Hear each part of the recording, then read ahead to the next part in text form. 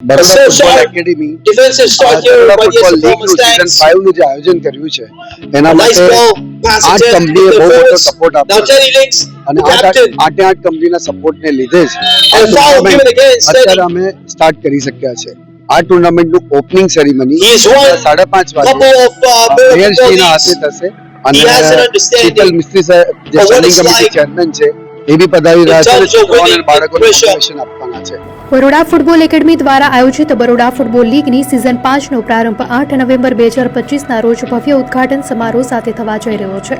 4 વર્ષની સતત સફળતા બાદ આ વર્ષે પણ BFL 5નું આયોજન વડોદરા ડિસ્ટ્રિક્ટ ફૂટબોલ એસોસિએશનના સહયોગથી કરવામાં આવી રહ્યું છે, જેમાં કુલ 8 ટીમો ભાગ લેશે। આ ટીમોને પ્રોત્સાહન આપવા માટે ઉદ્યોગ સાહસિકો, શૈક્ષણિક સંસ્થાઓ અને બિલ્ડરો દ્વારા હરાજી પણ કરવામાં આવી છે।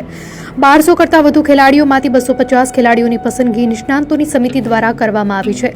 પસંદગી કમિટીમાં ધર્મેશ પટેલ, એક્સ નેશનલ ખેલાડી, Amit Mandal, ex I League ખેલાડી, વિવેક રાવ, નરેશ ઓર, Royal Xaviers, Shantidas, CB Thapa અને તરન્નુમ શેખ સામેલ હતા।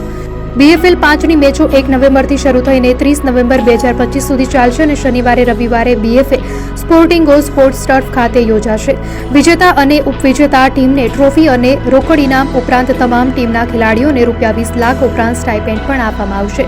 મેચ માટે વિશાળ સ્ટેજ બનાવાશે, જ્યાં 1000 ફૂટબોલ પ્રેમીઓ મેચ નિહાળી શકશે। 8 ફ્રેન્ચાઇઝીઓ દ્વારા આ ટીમો બનાવીને આવનારા ટુર્નામેન્ટમાં ભાગ લેવા માટેની તૈયારીઓ કરાઈ છે।